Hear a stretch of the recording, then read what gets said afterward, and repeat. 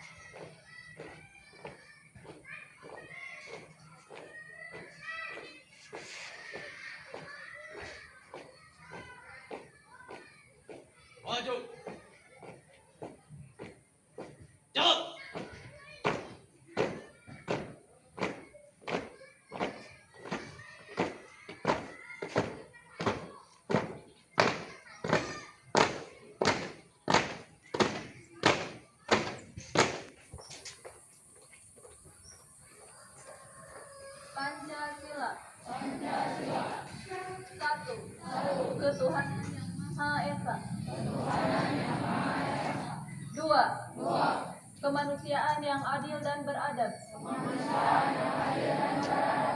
3. Persatuan Indonesia. 4. Kerakyatan yang dipimpin oleh hikmat kebijaksanaan dalam permusyawaratan perwakilan. 5. Keadilan sosial bagi seluruh rakyat Indonesia.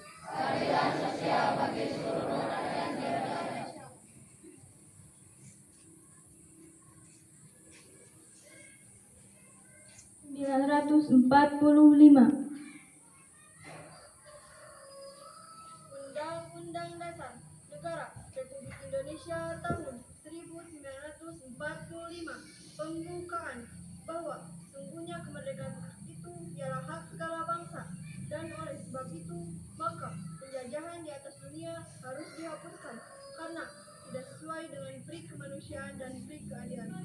Putra dan putri Indonesia mengaku bertumpah darah satu tanah air Indonesia. Kami, putra dan putri Indonesia, mengaku berbangsa satu, bangsa Indonesia. Kami, putra dan putri Indonesia, menjunjung bahasa persatuan, bahasa Indonesia. Amanat Pembina Upacara.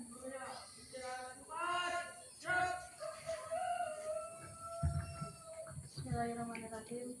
Assalamualaikum warahmatullahi wabarakatuh.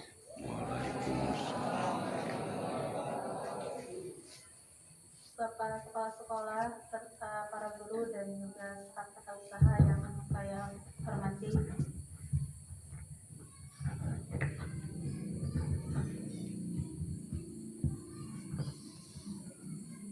Para petugas upacara yang telah berdedikasi tinggi sehingga terlaksana upacara hari ini dengan sangat hikmat, penuh tanggung jawab yang sangat saya banggakan. Kemudian anak-anak yang sangat saya cintai, saya sayangi. Puji serta syukur marilah kita panjatkan kepada Allah Subhanahu wa Ta'ala yang sampai saat ini telah memberikan begitu banyak nikmat, dari mulai nikmat sehat, nikmat iman, dan juga nikmat Islam. Sholawat serta salam kita panjatkan, kita curahkan kepada baginda alam Nabi Muhammad Sallallahu Alaihi Wasallam, dan juga apresiasi setinggi-tingginya kepada kita semua, untuk kita semua, karena pada hari ini kita telah melaksanakan upacara bendera dalam rangka memperingati Hari Sumpah Pemuda, yang merupakan sejarah yang sangat amat penting bagi kita semua sebagai bangsa Indonesia. Sesuai dengan poin yang tadi telah kita dengarkan, bahwa kalimat di dalam deklarasi Sumpah Pemuda itu bukan hanya sekadar kalimat omong kosong biasa. Di dalamnya terdapat beribu, bahkan banyak jutaan makna yang harusnya kita dalami, kita apresiasi, kita jalani oleh generasi-generasi yang sampai saat ini, yang telah membuat kita sampai saat ini merasakan begitu nikmatnya kemerdekaan yang diperjuangkan oleh para pahlawan kita. Poin pertama yaitu cinta tanah air. Sesuai dengan isi dari Sumpah Pemuda, bertumpah darah satu, tanah air Indonesia. Sebenarnya dalam makna tersebut kita memiliki arti yang sangat luas sekali. Mencintai tanah air, dan saya rasa kita semua mengaku bahwa kita cinta terhadap tanah air. Itu cinta kita terhadap tanah air sehingga kita mampu menjaga lingkungan, mampu menjaga, melestarikan apa yang telah ditinggalkan oleh para pahlawan. Poin yang kedua yaitu berbangsa satu, bangsa Indonesia. Kita mengaku kita lahir di Indonesia, Kita adalah bangsa Indonesia. Tapi kita Indonesia, kita satu bangsa, kita satu rahim, yaitu rahim Indonesia.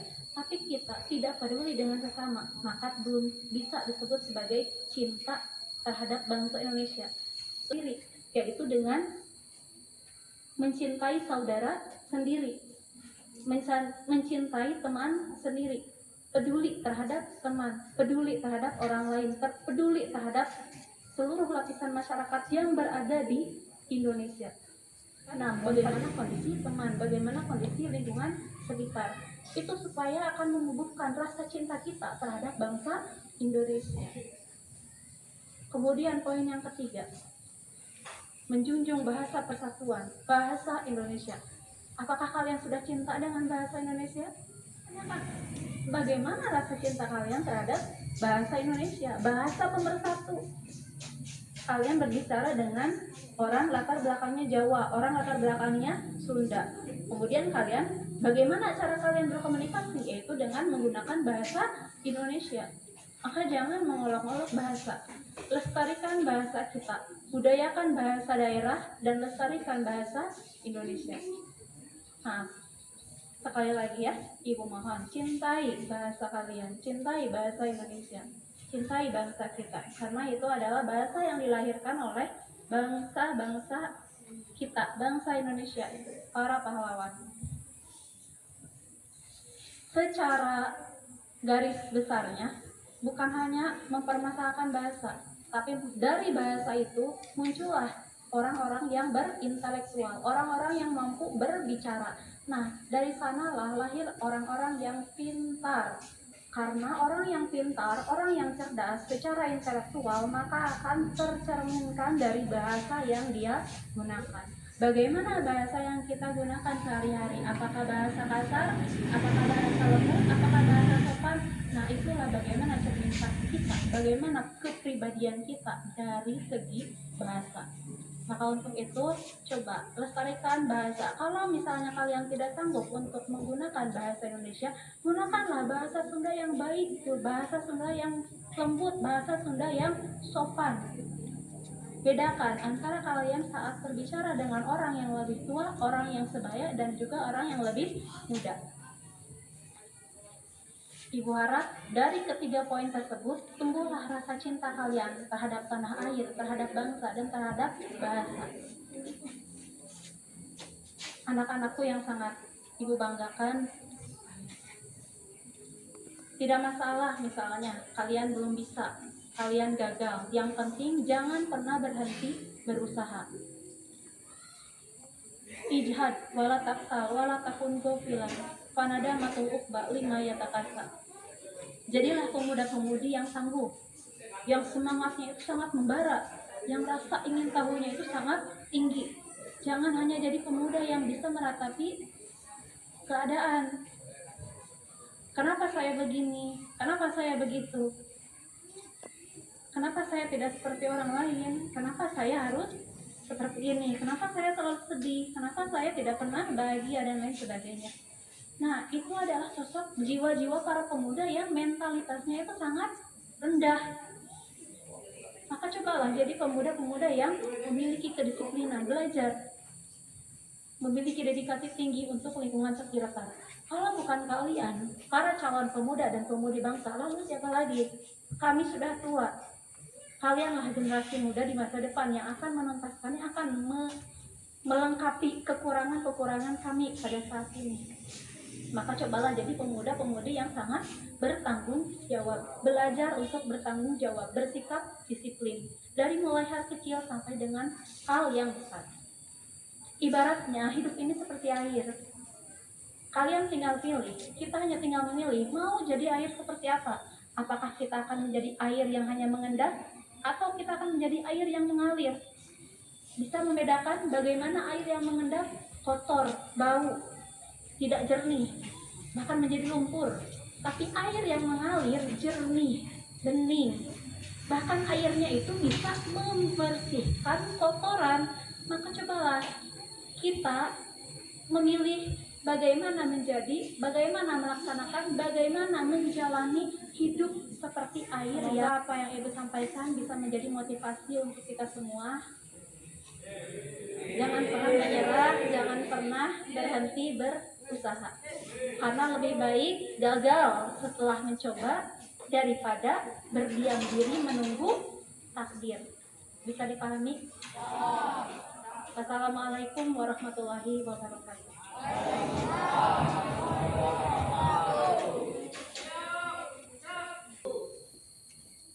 Laporan pemimpin upacara kepada pembina upacara bahwa upacara telah selesai.